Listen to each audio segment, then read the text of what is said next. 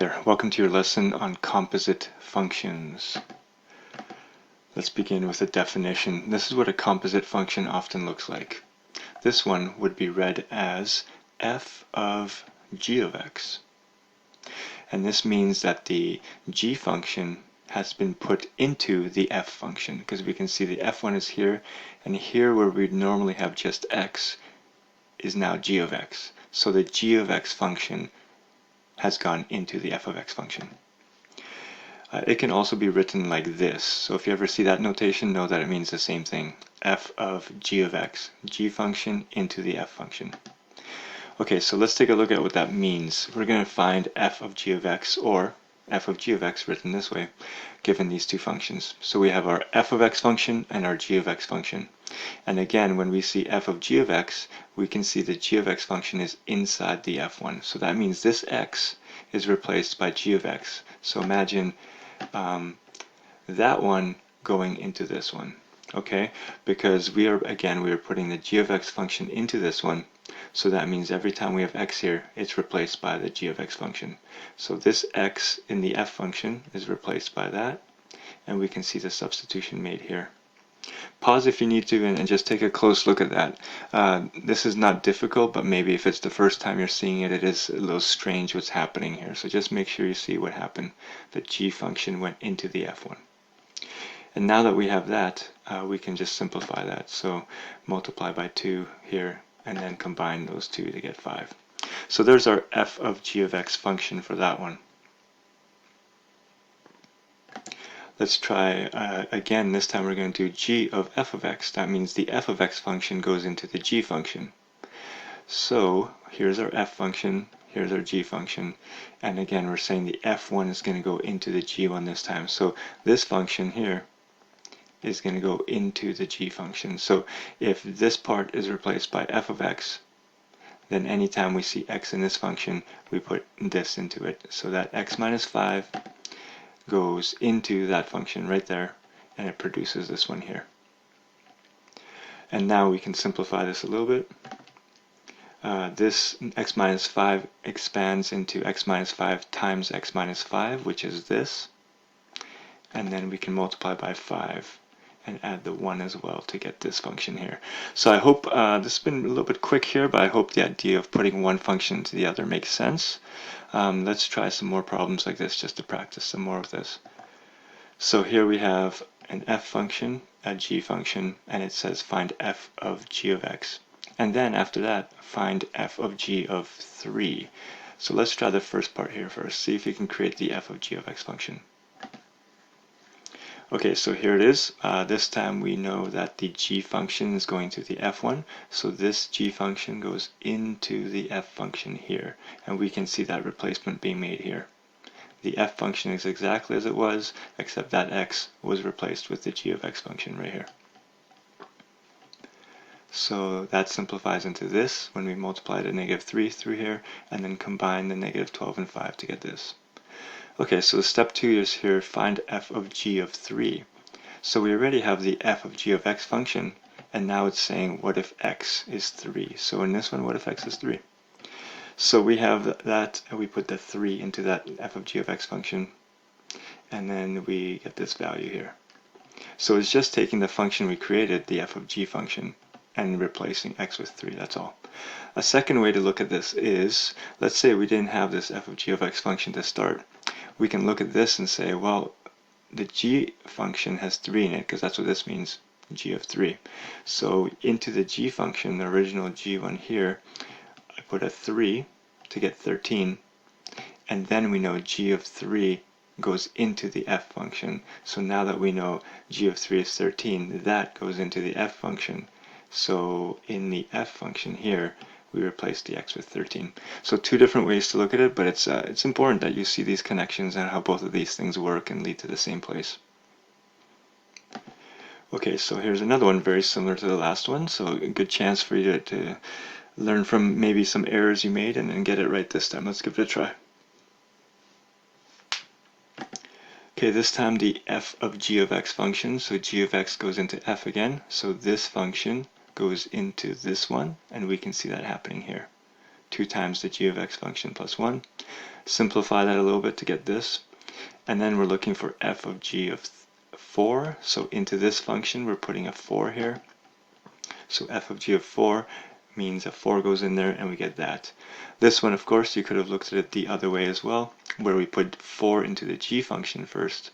And let's try that now just to see if it works out.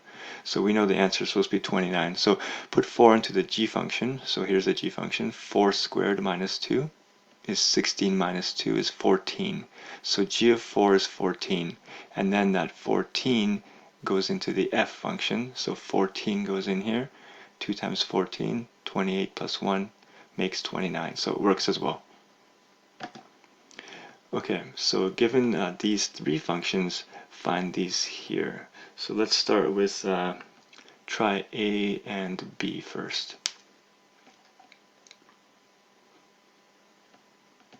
Okay, now try C and D. And now try E and F.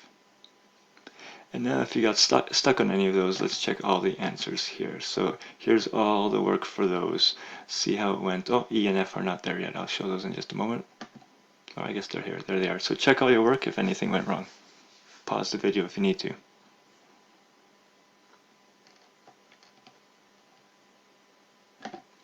Okay, so here's a kind of a different look.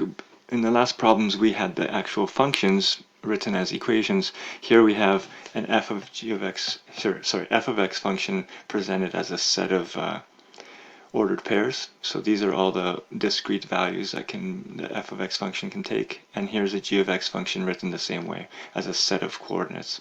So we are looking for f of g of negative 2. Okay, so if you thought of this, if you understand the idea of what this composite function notation means, you're looking at this and you're thinking g of negative 2. So that means in the g function, we're putting an input of negative 2. So your inputs are always the x values, right? So the input is negative 2 here, and the output we get is 3. And now we have the result of g of negative 2, which is 3. And that output becomes the input for the f function, so that 3 is now the input here, so 3, and then the output of that one is 4. So I hope you got your head around that idea there, or you were able to get that answer before I talked about it there. But that's an important idea because it really shows that you understand the inputs and outputs, and that's what functions are all about. So again, there's our input into the g function, there's the output we get. And now this whole thing is the input into the f function, so there's the input of 3, and which produces 4, and that's our answer there. Again, pause and then just ponder that a little bit more if that was a little strange. Finally, let's look at it in graphical form. So we've looked at the equations, we looked at the set of points or ordered pairs, and now we're going to look at graphs. So we have functions of f of x, the pink one here, and g of x, the green one, and we are looking for f of g of 2 to begin. Okay, let's see how we can consider this. Again, we're thinking of inputs and outputs. So here we have an input of 2 into the g function. So x value, that's our input of 2 into the green function, g function, so it's that point we're talking about. And that produces an output of, you go here, 3. So now we know that this g of 2 produces a value of 3. So now that 3 becomes an input, because this is all the input here, input into the f function.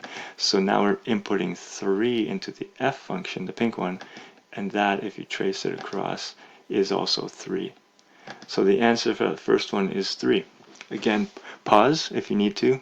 Really important that you understand the inputs and outputs there. This is easy once you get it, but it might be tricky at first. So again, pause if you need to. Let's try the second one. We're looking for g of f of negative 1. Try the same approach. Okay, there's the answers there for B and C. For this one here, we had an input of negative 1 into the f function, which produces 1. Let's see, negative 1 into the f function right here is 1, and then that becomes the input for the g function right here, 1 here gives about 2.5, not 3, but 2.5. And the last one here, check your work as well.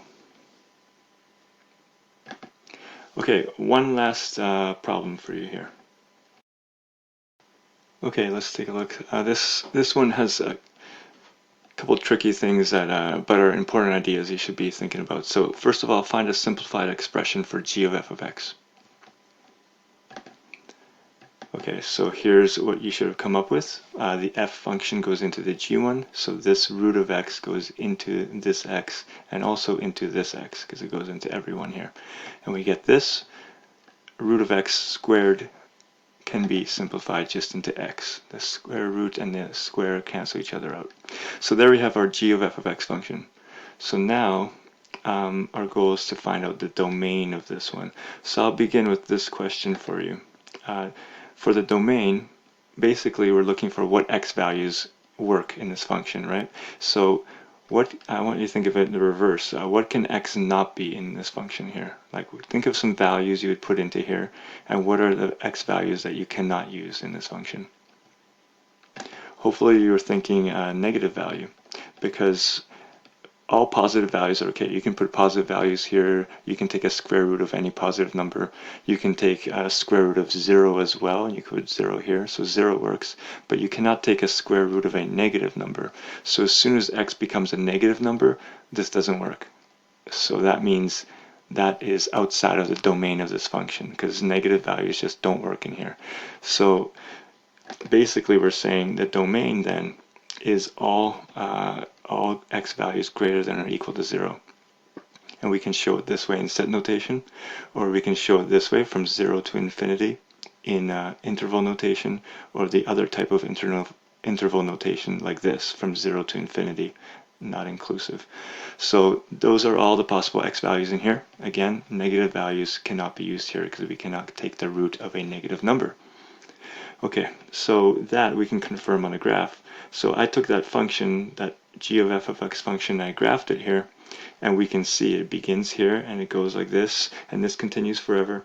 You could have graphed this. So one way to answer this question was also to graph it on your calculator. You could have graphed this and seen for yourself that the x values begin at 0 and they can be all these possible values to infinity forever, but the graph stops there. It does not continue into the negative x values. So we can see the domain doesn't exist over here. Okay, so let's take that problem and take it to the next level. In C here, it says find a simplified expression for f of g. Okay, so did you try putting the f function to the g function? Here's what you should have. So again, the g function into the f function. All right, so that went in there. We got this. Okay, so now domain, just as before, we know we cannot take a square root of a negative number, so this whole thing here cannot be negative. All right, not just x. This time this whole expression cannot be negative. So what we're going to do is set the whole expression equal to 0, and you'll see what I'm going to do with this in a second. So it cannot be negative, so we're going to check when is it 0. So when is this thing equal to 0? Factor that. Now we have two factors. Each one can be 0, x equals 0, or x plus 3 equals 0. Solve this one, that value there. So when x is 0 or x is negative 3, that will make this thing underneath the root sign 0. But 0 is okay, right? So what we're going to do now is draw a little number line and put those two values of x there, negative 3 and 0. That means if you were to graph this thing here, it is going to be 0 at these 2 points. That means, imagine there's a graph here. It must be either positive or negative before that, positive, negative here, because if it's 0 at those moments, then the moment before or after, it's either positive or negative. So let's check what happens at the moment before negative 3. So we take a value, something less than negative 3. We can take any value, negative 4, negative 5, negative 6. Let's take negative 4 because it's easy. Put negative 4 in here. What do you get? Positive or negative value? Okay, when you put negative 4 in there, you get a positive value. Okay, now let's take something between negative 3 and 0. Let's say negative 1. So put negative 1 in here. Okay, we get a negative value. Now take something greater than 0. Let's say 1. Put 1 in there, you get a positive value. So that tells you between negative 3 and 0, this produces a negative number. So that gives us right away our domain like this. We have a domain that's from negative infinity to negative 3, including union 0 to infinity. We don't include the values in between. Pause and take a look at this closely. And now let's look at the graph. The graph confirms what we saw. Look, the domain does not exist between negative 3 and 0.